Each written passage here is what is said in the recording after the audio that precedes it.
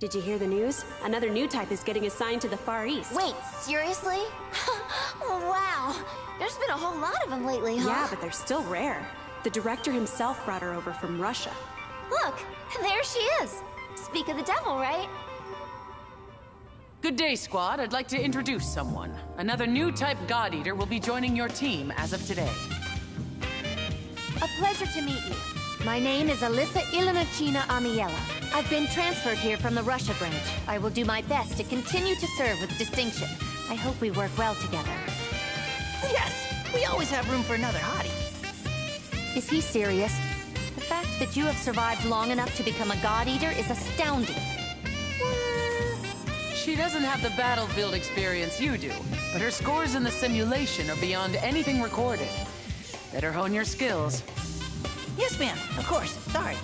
Alyssa, you will serve under Lindo, a talented God Eater and a good commander. As you wish, ma'am. Actually, I have some documents that need your signature.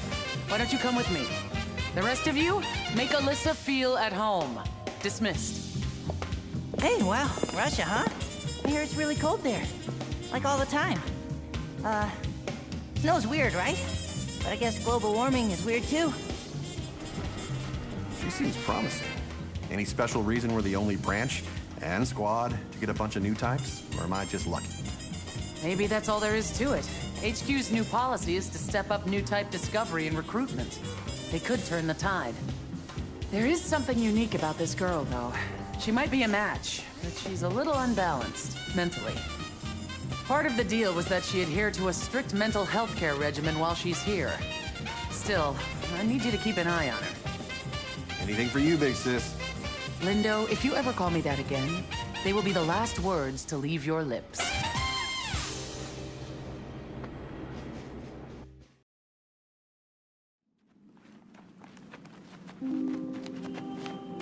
Looks like I get the pleasure of working with both new types. I'll try not to get in the way. It isn't getting in the way. You should just stick to what old types do best. You are our support. Oh, well then. I guess I'll do my best to live up to your high expectations of me. Whoa, okay. You really don't like me, huh? That's fine. I'll grow on you. No, it's... I'm sorry. It's nothing. I'm fine. I was just kidding. Just a joke. Hey, I want you to try something, Alyssa. It might help. When things get crazy or chaotic, I want you to look up in the sky and find a cloud that looks like an animal, okay? It'll help you relax. You know what? Try it right now. That's an order. Once you do, come find us. We'll be just over there.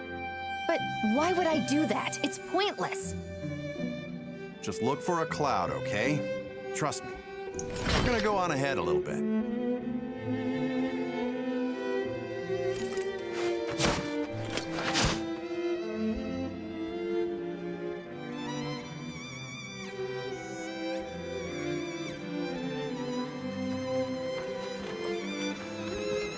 So here's the deal.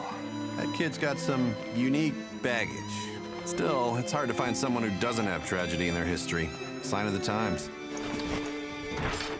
I wanted to ask you, since you're a new type, will you keep an eye out for her? Good, thanks. Come on then.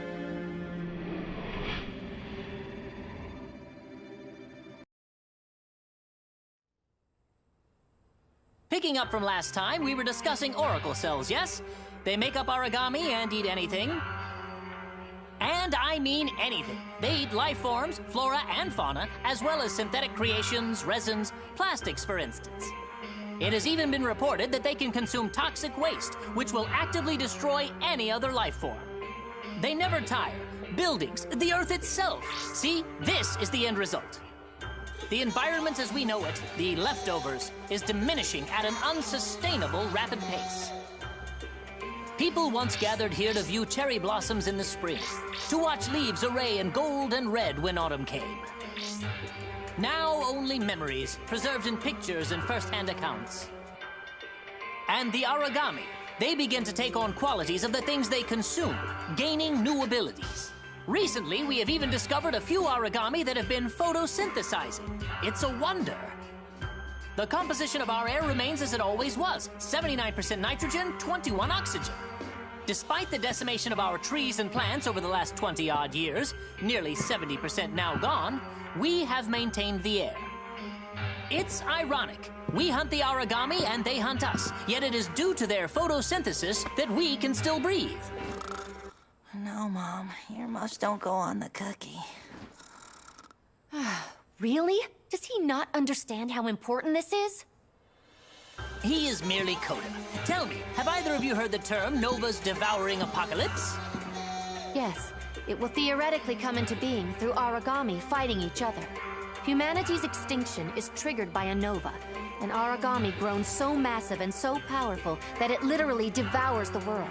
Precisely. Now, we have no confident source for the origin of this theory, and many people have dismissed it as superstitious rumor. But when the Aegis project is complete, that'll protect us all right? Even from that. Do you know what a dog is, Coda? Huh? Yes, Canis lupus familiaris. Even now, their numbers are fading, but they can still be seen around the outer ghetto. Dogs are intelligent. No, they cannot speak, but they have a natural, almost innate form of communication with other species, like us. Now, if an origami were to take on these sort of qualities, would that origami then be able to coexist with us? Coexist? Of course, dogs are not the only animals that possess this sort of ingrown communication. I read once about an animal tamer who used to communicate with all kinds of creatures in some striped tent or something. It's not possible. Humans and origami cannot live together. Simple fact. Origami. When auricle cells were first discovered, they maintained an amoeba-like form. Harmless, delicate, how little we knew. Shortly after that, we discovered the first origami in earthworm form.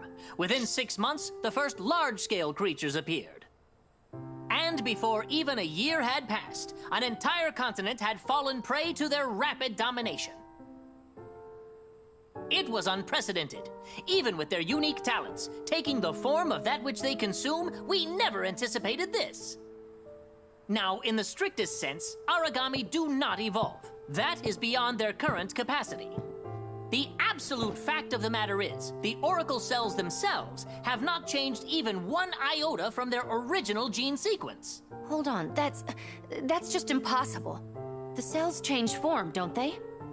In a way, the origami, you see, well, they're just like you are in this classroom, in this moment. To an origami, acquiring new forms, new abilities, and gifts is identical to the way that we as humans absorb knowledge. Yes, I know it sounds very far-fetched. Let me give you an example. They discover what bone structure would help to move faster in our environment. They analyze the means of flight and then develop them. They absorb tons of information every time an auricle cell devours anything else. In 20 years, they've developed an advanced system of form and function and dominated the Earth. A shame indeed that the origami are not as averse to study as it seems Coda is.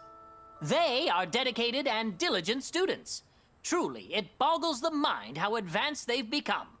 Latest reports suggest there is an origami out there capable of using a rudimentary missile system. If this is true, then they have absorbed man-made tools and developed a way to use such devices. I relish the chance to solve this ever-changing puzzle.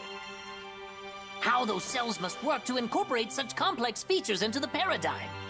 Perhaps one day we might even see the next step, an origami that takes the form of a human. Wouldn't it be wondrous? I'm not sure that wondrous is the word we would use.